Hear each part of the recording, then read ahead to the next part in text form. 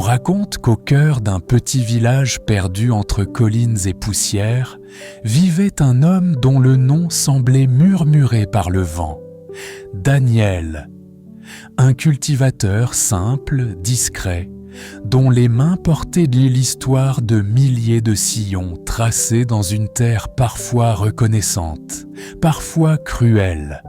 Un homme qui croyait qu'avec de la foi, un peu de pluie et beaucoup de patience, la vie finirait toujours par fleurir. Pourtant, ce que Daniel allait vivre n'avait rien à voir avec les saisons qu'il connaissait. Ce n'était ni une sécheresse, ni une mauvaise récolte. C'était une épreuve qui allait briser un cœur déjà fatigué et révéler l'action de Dieu dans sa forme la plus inattendue. Ce jour-là, alors que le soleil se levait timidement derrière les montagnes, Daniel ne savait pas qu'il marchait vers la plus grande blessure de son existence. Une blessure infligée non par la terre, mais par celle à qui il avait donné son cœur. Et voici ce qui rend cette histoire bouleversante. Ce qui sembla être la fin était en réalité le début du plan divin. Un plan que Daniel ne pouvait ni voir ni imaginer. Un chemin que seul Dieu pouvait tracer. Aujourd'hui, vous allez découvrir une histoire vraie de loyauté, trahison, abandon, mais aussi de miracles, restauration et élévation. Une histoire qui montre que lorsqu'un homme marche dans l'intégrité, Dieu écrit toujours la dernière ligne, même si le monde tente d'écrire la fin à sa place. Mais avant d'entrer dans le cœur du récit, prenez une seconde pour liker cette vidéo, vous abonner à la chaîne et activer la cloche, car ici, nous vous racontons des histoires qui fortifient la foi, guérissent l'âme et vous rappellent que Dieu travaille même quand tout semble perdu. Et surtout, restez jusqu'à la fin. Ce qui va arriver à Daniel après son abandon est si surprenant que vous aurez du mal à y croire. Maintenant, installez-vous et laissez cette histoire vous parler. On l'appelait Samuel, mais dans son village, beaucoup préféraient dire le cultivateur au grand cœur. Non pas parce qu'il possédait de vastes terres, loin de là, mais parce que chaque sillon qu'il traçait dans la terre semblait refléter quelque chose de profond en lui, une bonté simple, sincère, et une foi qui ne cherchait pas à être vue. Samuel vivait en périphérie du village, dans une petite maison bâtie de ses propres mains. Elle n'avait rien d'impressionnant. Un toit de tôle qui chantait sous la pluie, des murs d'argile séchés, 2 fenêtres qui grinçaient quand soufflaient les vents du soir. Mais pour lui, ce n'était pas une simple habitation, c'était un refuge, un lieu où chaque pierre rappelait un sacrifice, un effort, une prière. Sa vie commençait souvent avant même que les coqs ne chantent. À l'heure où la nuit hésite encore à se retirer, il était déjà dehors, une lampe à huile dans une main, sa houe dans l'autre, marchant vers les champs encore enveloppés de brume. C'était là, au milieu de la terre fraîche, qu'il se sentait le plus proche de Dieu. Il posait souvent la main sur le sol labouré et murmurait « Seigneur, fais germer ce que mes forces ne suffisent pas à faire pousser. » Samuel n'était pas un homme d'études, mais il connaissait par cœur le langage silencieux de la nature, le vent qui annonce la pluie, la terre qui annonce la fatigue, la couleur du ciel qui annonce la saison. Chaque graine plantée était une prière, chaque récolte un acte de foi, un homme simple mais solide. Ceux qui le connaissaient savaient qu'il n'était pas bavard, pas par froideur, mais parce que son cœur parlait mieux que ses mots. Il était de nature calme, patient, réfléchi. Il n'élevait jamais la voix, sauf pour chanter des cantiques le dimanche matin. Et même dans les moments difficiles, il avait ce sourire discret, presque timide, qui rassurait les autres plus qu'il ne le rassurait lui-même. Samuel avait aussi une qualité rare, il ne se plaignait jamais. Quand la pluie tardait, il disait « Dieu sait quand arroser ». Quand les récoltes étaient maigres, il murmurait « Ce qu'il donne suffit ». Sa foi n'était pas bruyante, elle était stable, enracinée comme les arbres qu'il plantait autour de son champ. Une foi quotidienne, humble, vivante. Son rêve le plus cher. Pourtant, comme tout homme, Samuel avait un rêve secret. Un rêve qu'il gardait au fond de lui, comme une graine que l'on enterre profondément, en espérant qu'un jour elle germera. Il voulait un foyer rempli de rires, pas des rires d'invités, mais ceux d'un enfant, son propre enfant. Depuis des années, il priait pour cela. Et chaque fois qu'il préparait la terre, il imaginait de petites mains courant entre les plantations, de petites voix l'appelant, de petits pas suivant les siens. Mais le temps passait, et le silence autour de la maison devenait de plus en plus lourd. Ce rêve, pourtant beau, semblait s'éloigner un peu plus chaque année. Et seul Dieu savait combien cela pesait sur son cœur. Hélène, son épouse Samuel, n'était pas seule. Il partageait sa vie avec Hélène, une femme belle, douce. Du moins, elle l'avait été. Quand ils s'étaient mariés, elle avait trouvé en lui un homme stable, travailleur, respectueux, et lui avait trouvé en elle un rayon de lumière, une présence tendre qui rendait la maison plus vivante. Au début, ils formaient un couple uni, porté par l'amour et l'espérance. Chaque soir, ils dînaient ensemble devant un petit feu. Chaque matin, Hélène préparait du thé pendant qu'ils se préparaient pour les chants. Ils rêvaient ensemble, ils priaient ensemble, ils attendaient ensemble ce miracle que leur cœur désirait tant. Mais les années sans enfants commencèrent à éroder cette harmonie. Le regard qu'ils portaient autrefois sur leur avenir se couvrit lentement d'ombre. La maison resta silencieuse trop longtemps. Et le silence, parfois, est un ennemi dangereux. La vie simple mais digne. Malgré tout cela, Samuel continuait de tenir la tête haute. Sa vie n'était pas riche, mais elle avait sa dignité. Il travaillait dur, très dur. Il rentrait souvent avec la chemise trempée de sueur, les mains craquelées par la terre sèche, les pieds lourdeurs de labeur.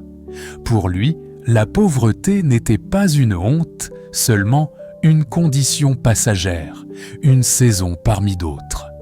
Et il croyait fermement qu'un jour, Dieu ferait pousser quelque chose de beau dans son existence. Pourtant, même sa plus grande force, sa patience, serait bientôt mise à l'épreuve. Car alors que Samuel continuait de semer avec foi, quelque chose, sans qu'il ne le voie venir, commençait déjà à se dessécher dans son foyer. Une fissure, une distance, une ombre grandissante, une chose que ni son travail, ni sa bonté, ni ses prières ne semblent y pouvoir empêcher. Et c'est exactement là que commence véritablement son histoire. Les mois passèrent, puis les années, et avec elles, les premières fissures invisibles qui commencent à fragiliser un cœur pourtant solide. Au début, ce n'était qu'un murmure silencieux dans le foyer de Samuel, un soupir retenu, un regard prolongé vers une famille du village, un sourire qui s'effaçait trop rapidement pour ne pas cacher quelque chose. Mais bientôt, le manque d'enfants, cette bénédiction ardemment désirée, devint la blessure profonde qu'aucun pansement humain ne pouvait guérir. Samuel et son épouse, Hélène, avaient longtemps espéré. Ils avaient prié ensemble, la tête inclinée, les mains serrées, implorant Dieu dans l'intimité de leur nuit fraîche. Et chaque aube, ils se levaient avec l'espérance intacte, convaincus que peut-être aujourd'hui, un miracle commencerait à bourgeonner dans leur histoire. Mais le ciel restait silencieux, et la terre aussi. Au village, les berceaux continuaient de se remplir, les rires d'enfants roulaient entre les maisons en terre, et les femmes du voisinage parlaient avec joie de nouvelles grossesses. Hélène les félicitait toujours avec douceur, mais son cœur se serrait en silence. Samuel voyait bien tout cela. Il voyait la façon dont son épouse détournait parfois le regard de ces scènes de bonheur simple, comme si elle craignait que le ciel les ait oubliées.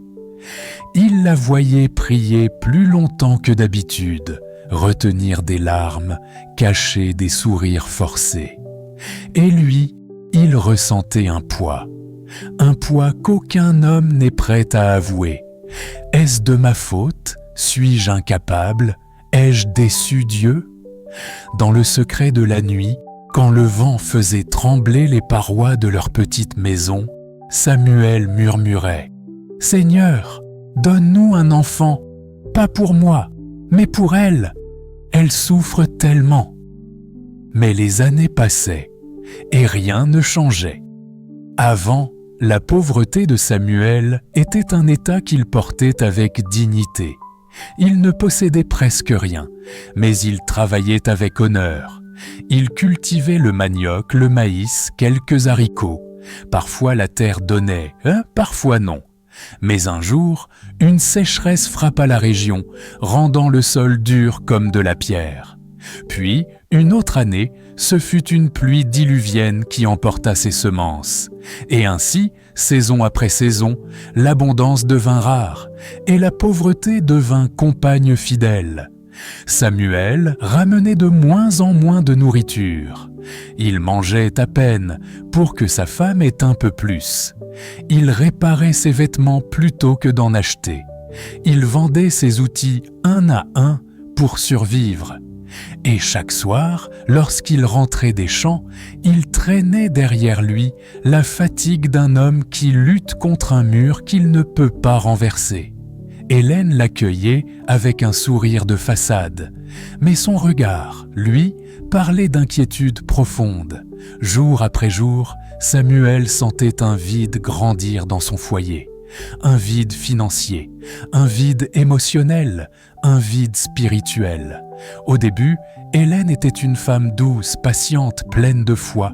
Elle croyait en son mari, en ses efforts, en ses promesses. Mais les frustrations accumulées, les prières sans réponse, la pauvreté envahissante et l'absence d'enfants finirent par changer quelque chose en elle. Elle devint plus silencieuse, plus distante. Puis, un jour, ce fut la critique. Une petite remarque, presque invisible. Le lendemain, un reproche. Le surlendemain, un soupir. Une comparaison entre ce qu'ils avaient et ce que les autres possédaient. Un soir, elle lâcha ces mots. « Est-ce que tu es sûr que Dieu nous voit? Est-ce que tu es sûr que tu en fais assez ?» Samuel encaissa, sans répondre, sans se défendre. Il aurait préféré recevoir une gifle plutôt qu'entendre cela. Il sentait que son épouse lui échappait, pas dans un acte physique, mais dans son cœur. Dans les petits villages, les murs ont des oreilles, et les regards parlent autant que les mots. Samuel le savait. Il savait que les gens murmuraient. Ils n'ont pas d'enfants. Quel mal les touche. Son chant ne donne rien. Quel genre d'homme est-il? Sa femme semble triste. Peut-être qu'elle mérite mieux. Chacun de ces mots était une épine enfoncée dans sa dignité. Parfois, il rentrait tard seulement pour éviter de croiser des visages qui le plaignaient ou le jugeaient. et chaque murmure affaiblissait un peu plus ce qu'il restait de sa paix intérieure. Samuel n'avait personne à qui parler, pas de père à qui demander conseil, pas d'amis proches à qui se confier, pas de frère avec qui partager le poids. Il portait tout seul, en silence. La nuit, il restait éveillé longtemps après que Hélène se soit endormie.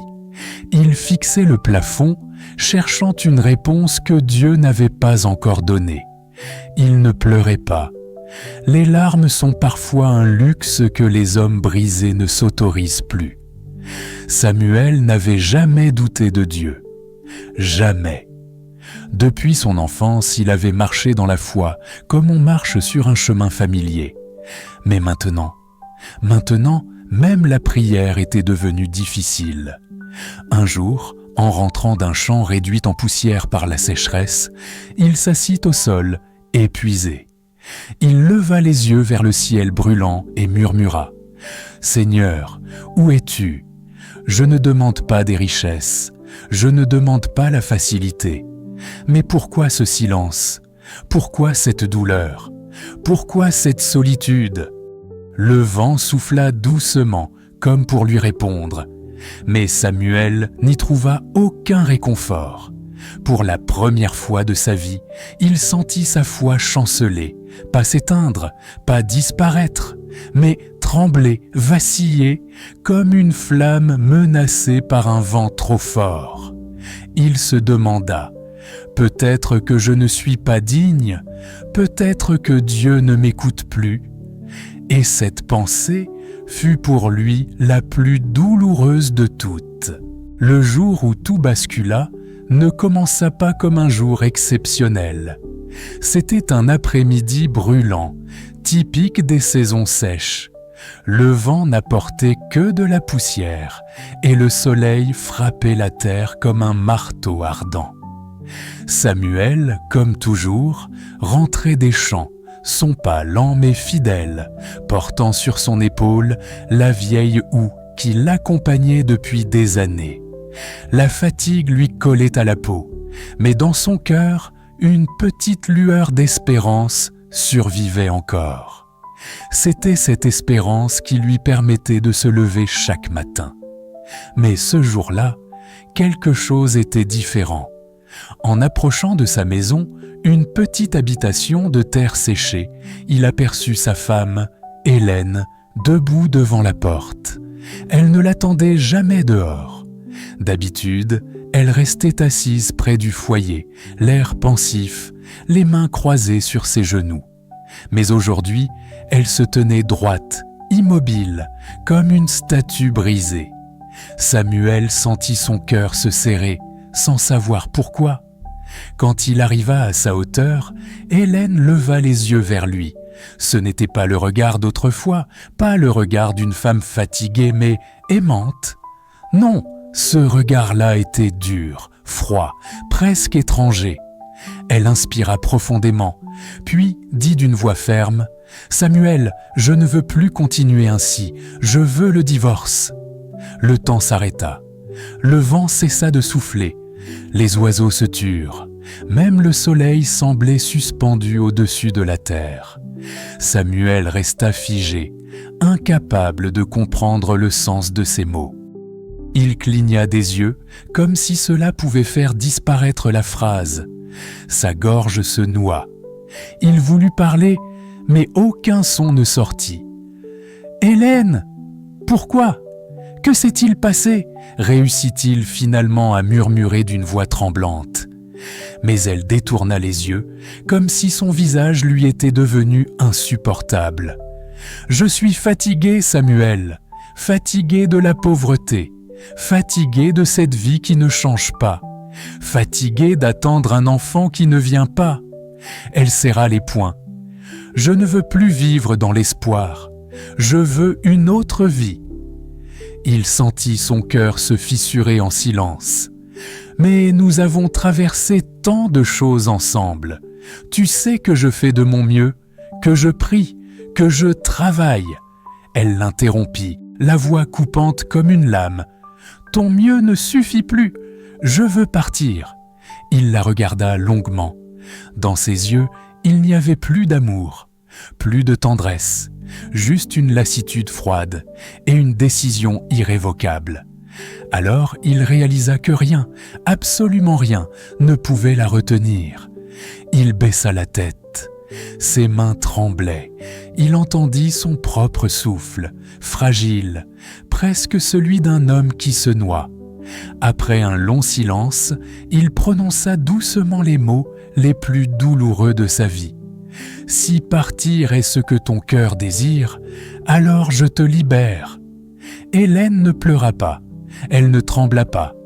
Elle hocha simplement la tête, tourna le dos et s'éloigna sur le chemin poussiéreux sans jeter un dernier regard. Samuel resta immobile devant la maison. Le soleil se couchait derrière elle, étirant son ombre sur le sol comme une silhouette vide, abandonnée. Et plus elle s'éloignait, plus il sentait une partie de lui s'en aller avec elle. Leurs rires, leurs rêves, leurs prières du soir, tout disparaissait dans ses pas. Quand enfin elle disparut au tournant du chemin, l'agriculteur s'effondra à genoux. Pas un cri, pas une larme bruyante, juste un souffle brisé. Un homme qui voyait son histoire se déchirer sans même savoir comment la recoudre. La nuit tomba lentement, enveloppant la maison d'une obscurité lourde.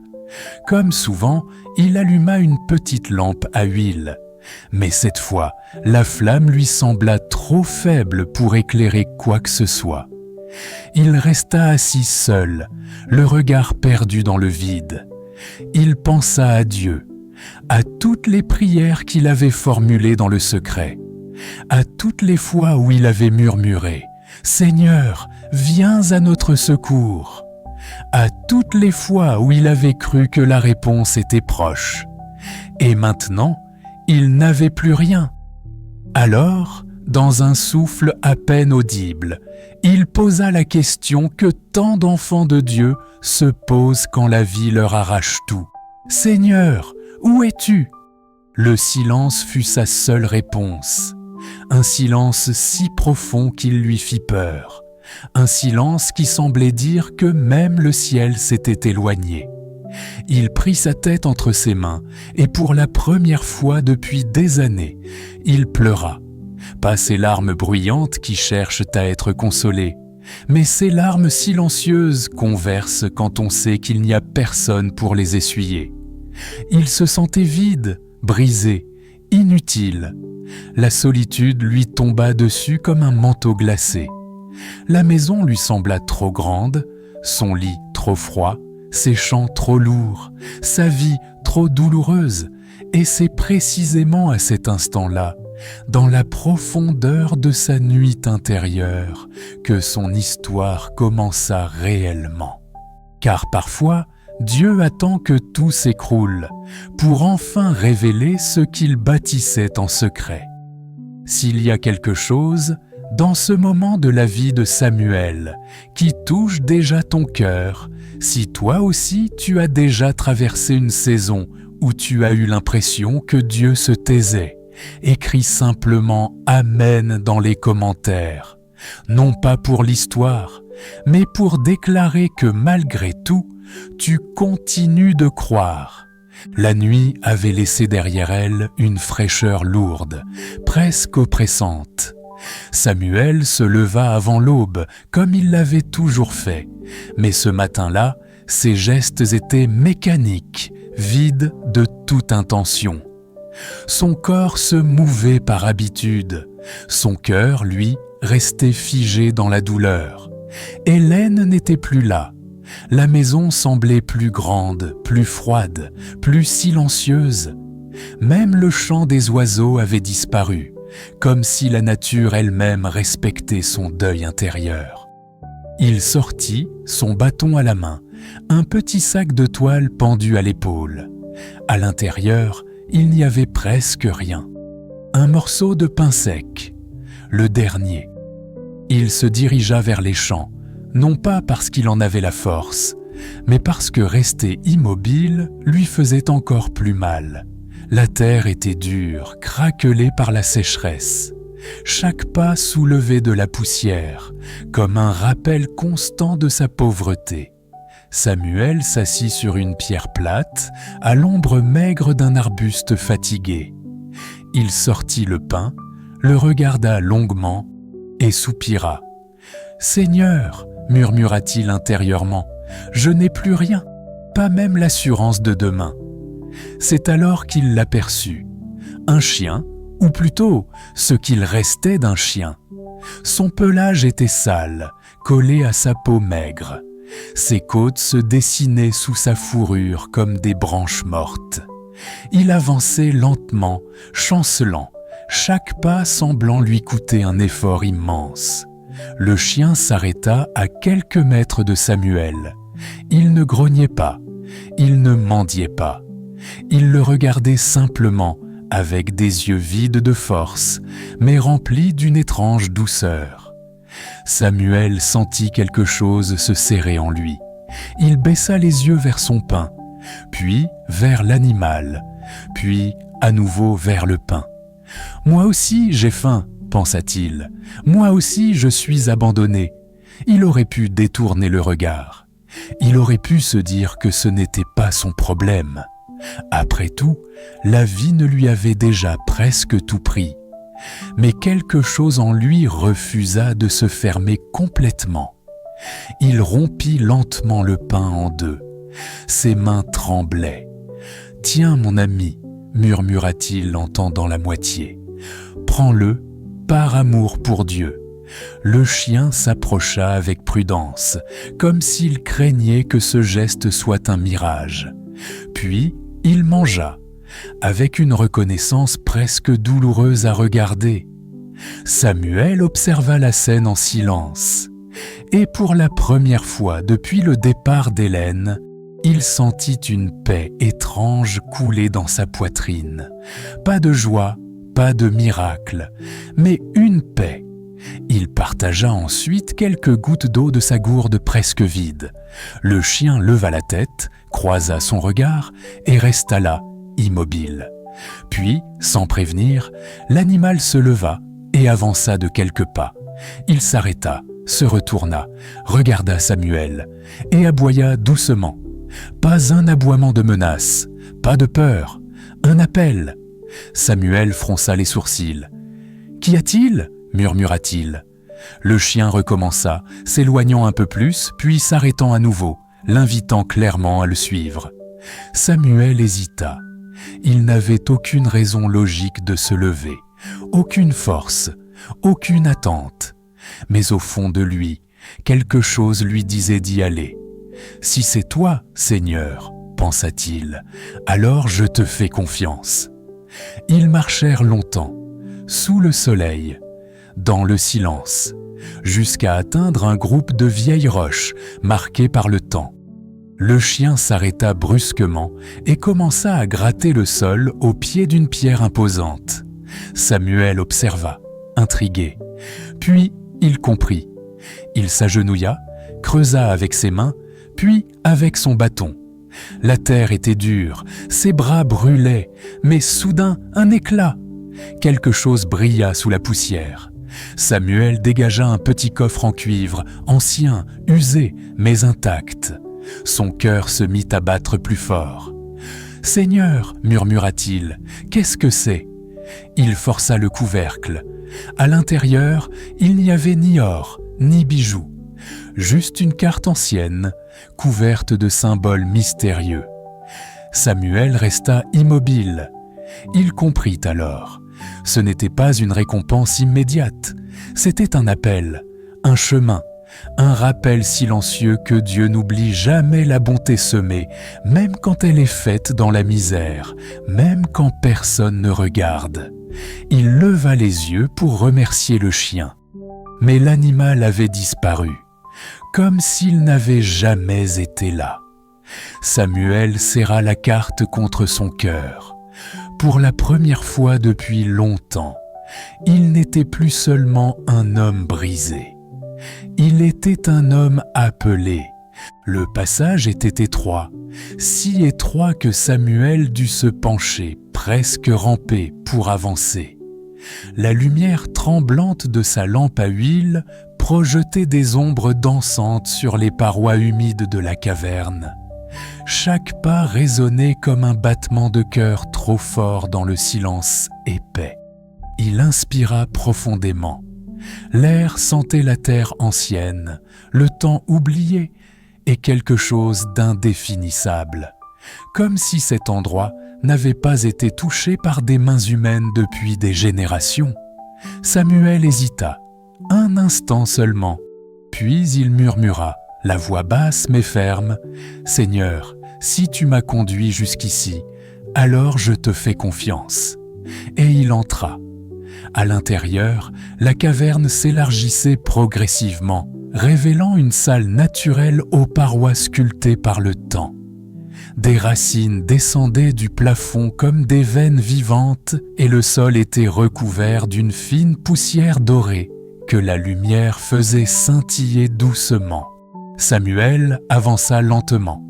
Son cœur battait fort, non pas par avidité, mais par crainte respectueuse. Puis, soudain, il le vit. Un ensemble de coffres anciens, disposés contre la paroi rocheuse. Certains étaient en bois renforcé de métal, d'autres entièrement en cuivre, ternis par les années, mais encore solides. Il s'arrêta net, ses jambes tremblaient. Il ne courut pas vers eux, il ne cria pas, il ne leva pas les bras. Il resta immobile, comme un homme qui comprend qu'il se tient sur une terre sacrée. « Ce n'est pas un hasard » murmura-t-il. Il s'agenouilla. Avant même de toucher quoi que ce soit, Samuel posa la lampe au sol et ferma les yeux. « Seigneur, si ceci vient de toi, garde mon cœur pur. Ne me laisse pas perdre mon âme pour ce que mes yeux voient. » Puis, avec lenteur, il ouvrit le premier coffre. À l'intérieur, des pièces d'or finement travaillées reposaient intactes, comme si le temps avait suspendu son souffle autour d'elles.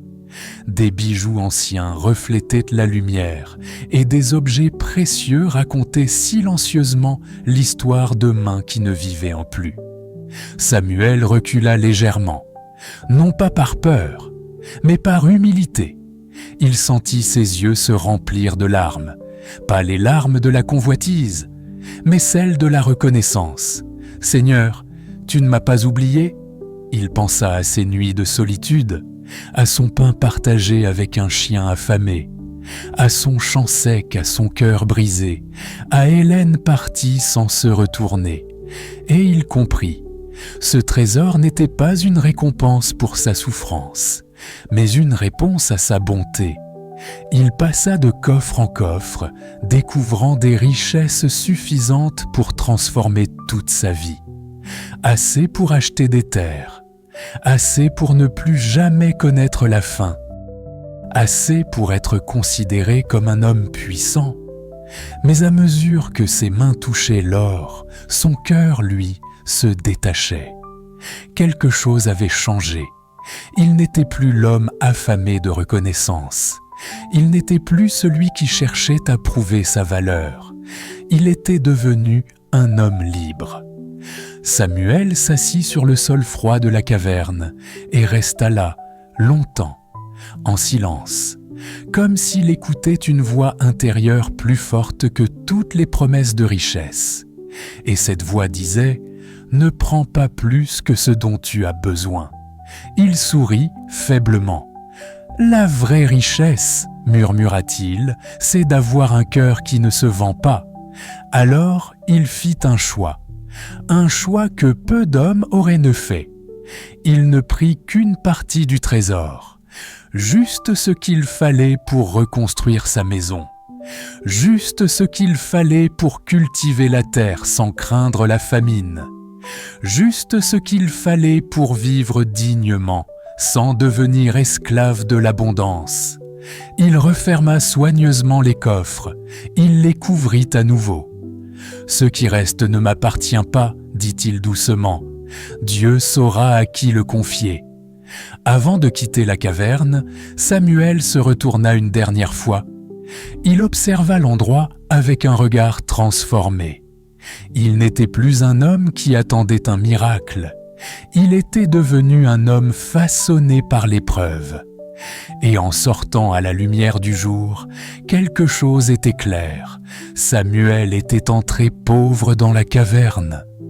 Mais il en ressortait riche d'une chose que l'or ne peut acheter, une âme intacte. Les saisons passèrent, et avec elles, quelque chose changea profondément dans la vie de Samuel. Il ne s'agissait pas seulement de champs plus fertiles ou de récoltes plus abondantes, c'était son cœur qui avait été restauré. Samuel était revenu au village différent, pas plus orgueilleux, pas plus bruyant, mais plus paisible. Il avait reconstruit sa maison, non pas comme un palais, mais comme un foyer solide, chaleureux, ouvert. Ses champs donnaient désormais suffisamment pour vivre dignement. Ni excès, ni manque, juste ce qu'il fallait. Et chaque matin, avant même de toucher la terre, Samuel prenait un instant pour lever les yeux au ciel et murmurer « Merci Seigneur, pour la paix que tu m'as donnée. » Les gens du village remarquèrent ce changement. Ils ne voyaient plus en lui l'homme brisé abandonné par son épouse, mais un homme stable, humble, généreux. Il n'oublia jamais d'où il venait. Il aidait les veuves. Il partageait ses récoltes avec ceux qui manquaient.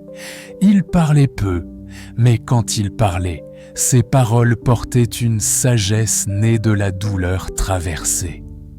C'est dans cette nouvelle saison que Dieu mit sur son chemin Anne.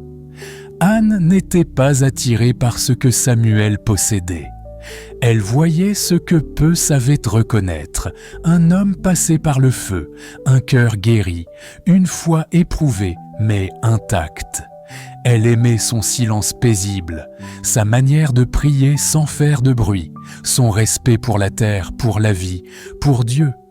Leur union ne fut pas fondée sur la passion pressée, mais sur la paix. Ils priaient ensemble, travaillaient ensemble, riaient simplement. Et un jour, le ciel, longtemps silencieux, parla enfin. Anne tomba enceinte. Lorsque Samuel l'apprit, il ne cria pas. Il ne sauta pas de joie comme on l'aurait imaginé. Il s'assit, il baissa la tête et il pleura. Pas des larmes de douleur, mais des larmes de reconnaissance. « Seigneur, tu n'as jamais été en retard. Tu préparais simplement mon cœur. » La naissance de leur fille fut un moment sacré. Ils l'appelèrent Rebecca, car elle était la preuve vivante que Dieu se souvient toujours de ses promesses. Quand Samuel la prit pour la première fois dans ses bras, il comprit une vérité profonde. Le véritable trésor n'était pas l'or caché dans la terre. Le véritable trésor était ce que Dieu avait bâti en lui.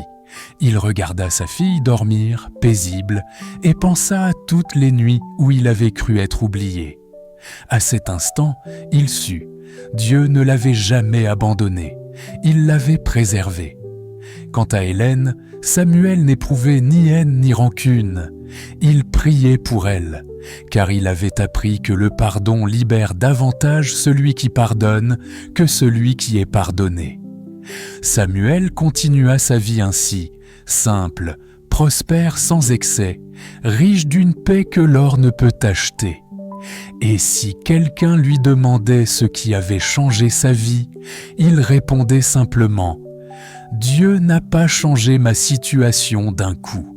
Il m'a d'abord changé moi. » Car parfois, la résurrection ne commence pas dans les circonstances, mais dans le cœur.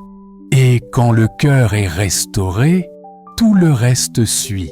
Les années avaient passé, et avec elles, le temps avait révélé la vérité que ni l'or, ni le confort, ni les promesses humaines ne pouvaient cacher. Un matin paisible, alors que Samuel travaillait la terre avec un cœur apaisé, une silhouette apparut au bout du chemin. Une femme marchait lentement, le pas hésitant, le regard baissé. C'était Hélène, la femme qui avait fui la pauvreté, la femme qui avait fui l'attente, la femme qui avait fui un foyer sans enfants, convaincue qu'ailleurs, la vie lui donnerait enfin ce qu'elle n'avait jamais reçu auprès de Samuel. Mais ce qu'elle avait trouvé ailleurs n'était pas la paix. Les années passées dans l'abondance n'avaient pas comblé le vide. Elle avait connu le confort, oui, mais pas l'amour. Elle avait connu la richesse, mais pas la fidélité. Et surtout, elle n'avait toujours pas connu l'enfant qu'elle avait tant désiré. C'est là que la vérité l'avait frappée avec violence. Ce qu'elle fuyait n'était pas Samuel. C'était l'épreuve que Dieu utilisait pour façonner son cœur. Lorsqu'elle arriva devant la maison de Samuel, elle s'arrêta net. Ce qui autrefois n'était qu'une humble cabane était devenu une demeure simple mais lumineuse, remplie de paix. Dans la cour, Samuel riait doucement, tenant dans ses bras une petite fille. À ses côtés, une femme au regard serein, son épouse, veillait sur eux avec douceur. Le cœur d'Hélène se brisa. Elle comprit, trop tard, que Dieu n'avait jamais abandonné Samuel, mais qu'il l'avait élevé pendant qu'elle s'était éloignée. La voix tremblante, les yeux humides, elle s'avança. « Samuel, pardonne-moi, j'ai fui parce que j'avais peur, peur de la pauvreté, peur de l'attente, peur de ne jamais être mère. » Samuel la regarda longuement. Il n'y avait ni colère ni vengeance dans ses yeux, seulement une paix profonde. « Je te pardonne, Hélène, » dit-il calmement. « Mais le pardon ne signifie pas toujours un retour. Dieu m'a reconstruit, et mon chemin n'est plus celui que tu as quitté. » Ces mots ne furent pas une condamnation, ils furent une libération. Hélène repartit, le cœur lourd mais éclairé par une vérité essentielle. Et la leçon était claire pour tous ceux qui écoutaient cette histoire. Dieu élève ceux qui restent fidèles, même quand l'épreuve dure. Dieu n'oublie jamais un cœur pur, même quand tout semble perdu. Et ce que Dieu prépare dans le silence dépasse toujours ce que l'homme cherche dans la précipitation. L'histoire de Samuel nous laisse une vérité profonde, parfois difficile à accepter, mais essentielle à comprendre. Dieu ne se hâte pas comme les hommes, mais il n'oublie jamais. Samuel a tout perdu, son épouse, ses rêves, sa dignité aux yeux des autres et même la certitude d'être entendu par le ciel. Pourtant, une chose n'a jamais quitté son cœur, la bonté. Même brisé, même seul, même dans la nuit la plus sombre, il a continué à aimer, à donner, à croire, parfois sans comprendre. Et c'est là que réside le message. Dieu n'élève pas ceux qui crient le plus fort. Il élève ceux qui gardent un cœur pur quand tout semble perdu. Le trésor de Samuel n'était pas seulement l'or caché sous la terre, mais la paix retrouvée, la famille restaurée et la certitude que rien de ce qui est semé dans l'amour n'est jamais perdu. Si aujourd'hui tu traverses une saison de silence, d'abandon ou de douleur, souviens-toi de ceci. Dieu travaille souvent en secret, mais il agit toujours avec justice. Si cette vidéo t'a touché, abonne-toi et partage-la pour bénir quelqu'un qui en a besoin aujourd'hui. Et écris « Amen » si tu choisis de garder la foi, même quand le chemin est encore obscur. Que Dieu te bénisse